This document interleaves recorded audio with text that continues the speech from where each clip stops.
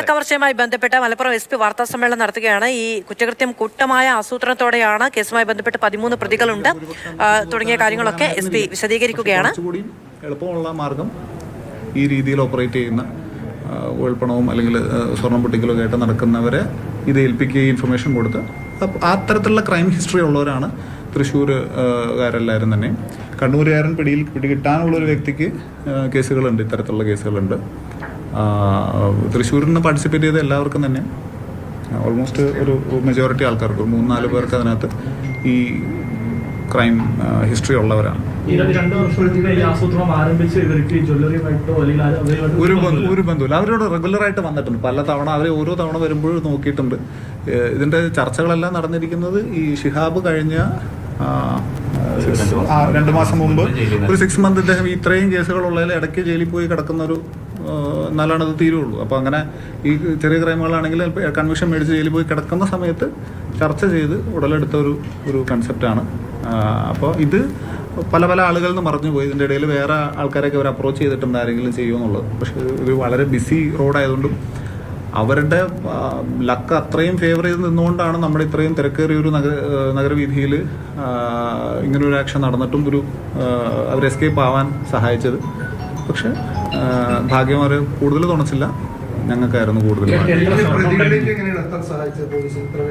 ഞാൻ പറഞ്ഞോളൂ, first instance എന്ന് പറയുന്നത് ഞാൻ പറഞ്ഞു, DG സാറിന്റെ ഇൻസ്ട്രക്ഷൻ പ്രകാരം റേഞ്ച് മൊത്തം ചെക്കിങ് ആരംഭിച്ചു. അന്നേ ദിവസം രാത്രി ട്രാവൽ ചെയ്ത് ആരെങ്കിലും ഉണ്ടെങ്കിൽ മനസ്സിലാക്കാം, നിങ്ങൾ പോകുന്നൊരു വെളുത്ത വാഹനത്തിലാണെങ്കിൽ നിങ്ങളെ തടയുന്നൊരു സാഹചര്യം എല്ലായിടത്തും ഉണ്ടായിട്ടുണ്ട്. അപ്പം അങ്ങനെ രാത്രി വൈകി 12 മണിക്ക് ശേഷമാണ്. അപ്പം ഇതിൽ നിന്ന് ഈ ഉരുപ്പടി, അതായത് സ്വർണ്ണം മുതൽ വേറെ വണ്ടി പോയി, സ്വർണ്ണം മുതലില്ലാത്ത 4 പേര് കെയർ ഫ്രീ ആയിട്ട് പോവുകയാണ് അവർ. പക്ഷെ വാഹനം മാറ്റിയിട്ടില്ല, ഇതേ വാഹനത്തിൽ തന്നെയാണ്. നമ്പർ മാറ്റി, നമ്പർ അവിടെ നിന്ന് തന്നെ പൊളിച്ചു മാറ്റി ആ ഒറിജിനൽ നമ്പർ തന്നെ ആക്കിയിട്ട് അവരിങ്ങനെ യാത്ര ചെയ്തുകൊണ്ടിരിക്കും. ആ സമയത്ത് തൃശ്ശൂർ വെച്ചിട്ട് ചെക്കിങ്ങിനകത്ത് വാഹനം ഐഡന്റിഫൈ ചെയ്ത് അവിടുത്തെ SI അത് പിടിക്കുകയും അപ്പോൾ അവർ മദ്യപിച്ചിട്ടുണ്ടായിരുന്നു. അപ്പം കൂടുതൽ ചോദിച്ചു. അപ്പോൾ ആദ്യമൊന്നും അവർ കൺഫ്യൂസ് ചെയ്തില്ല. അന്ന് അങ്ങനെയാണ് തൃശ്ശൂർ ടീമാണ് ഫസ്റ്റ് ഇതിനകത്തുള്ളൊരു ബ്രേക്ക് തരുന്നത്. അപ്പോൾ ഇതൊരു കേരള പോലീസിൻ്റെ ഒരു യൂണിറ്റിയുടെ ഇതും കൂടിയാണ്. കാരണം അവിടെ നിന്ന് ഡിറ്റക്ട് ചെയ്ത് 4 പേരെ അപ്പോൾ തന്നെ നമുക്ക് ഐഡന്റിഫൈ കാര്യങ്ങളെല്ലാം മെജോറിറ്റി ഇവർക്ക് പരസ്പരം അറിയത്തു പോലുമില്ല. അതാണ് ഇതിലെ സർപ്രൈസിങ് ഫാക്ട്. പങ്കെടുത്തവർക്ക് പലർക്കും മറ്റവരുടെ പേരെല്ലാം നമ്മൾ കസ്റ്റഡിയിലെടുത്ത് കയ്യാമം വെച്ച് കഴിഞ്ഞാൽ അവർ 2 പേരും സംസാരിക്കുമ്പോൾ മാത്രമാണ് ഈ അടുത്ത് നിൽക്കണവൻ അടുത്തിരുന്നവനാരാണ്. അങ്ങനത്തെ ഒരു ആംഗിളൊന്നും കാണുന്നില്ല ഇത്. പക്ഷേ ഈ ഒരേ പോയിന്റിൽ തന്നെ എല്ലാവരും വരണ്ടെന്നുള്ളൊരു കൺസെപ്റ്റ് ഇതിനകത്ത് അത് വളരെ പ്രകടമാണ്. ഇതിലിപ്പം കണ്ണൂരിൽ നിന്നുള്ളൊരു അജിത്തുണ്ട്, ഒരു അനന്തും ഇനി കിട്ടാനുള്ള വേറൊരു വ്യക്തിയും കൂടെ ഉണ്ട്, ഒരു പ്രതിയുണ്ട്. അവരെല്ലാം ഇതിൻ്റെ റെഗുലർ. അപ്പോൾ അവരെ സംബന്ധിച്ചിടത്തോളം പ്രോക്സിമിറ്റിയും ഒരു ഇമ്പോർട്ടൻ്റ് ആണ്. വഴികൾ, എസ്കേപ്പ് ചെയ്യാനുള്ള സ്ഥലങ്ങൾ, അപ്പം അതെല്ലാം മനസ്സിലാക്കിയിട്ടാണ് അവരിവിടെയുള്ള ആളുകളെ കൂട്ടുന്നത്. അപ്പം ഇതിൽ വന്നു കൂടുന്നവർ ഏതെങ്കിലും ഒരു ചെറിയ ഗ്രൂപ്പിൻ്റെ ആൾക്കാർ ഒരുമിച്ച് വരുന്നു, പിന്നെ അവരെല്ലാവരും കൂടി ബ്ലെൻഡ് ആയിട്ട് ഓപ്പറേറ്റ് ചെയ്യുന്നു. ഈ ഒരു വിഷയം കണ്ണൂരിലുള്ള സംഘവുമായി സംസാരിക്കുന്നു.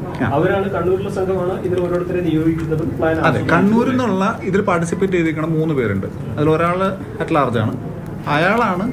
അയാൾക്ക് തൃശ്ശൂരും ഇവൻ മഞ്ചേരിയിൽ പോലും ക്രൈമുണ്ട്. നമുക്ക് കഴിഞ്ഞ വർഷത്തെ ഒരു മഞ്ചേരി ക്രൈമുണ്ട്, അതിലും പിടിക്കപ്പെട്ടിട്ടില്ല. അതിൽ അയാൾ അബ്സ്കോണ്ടിങ് ആയിരുന്നു. അപ്പം അങ്ങനെ അയാൾ ഇവിടെ വന്നതിന് ശേഷം ഇവർ ഒരുമിച്ച് ക്രൈം, മുന്നേ വയനാട് ഒരുമിച്ച് ക്രൈമിൽ പെട്ട ആൾക്കാരുണ്ട്, കസബ പോലീസ് സ്റ്റേഷനിൽ പാലക്കാട് ക്രൈമുള്ളവരുണ്ട്. അപ്പോൾ ആ കേസുകളെല്ലാം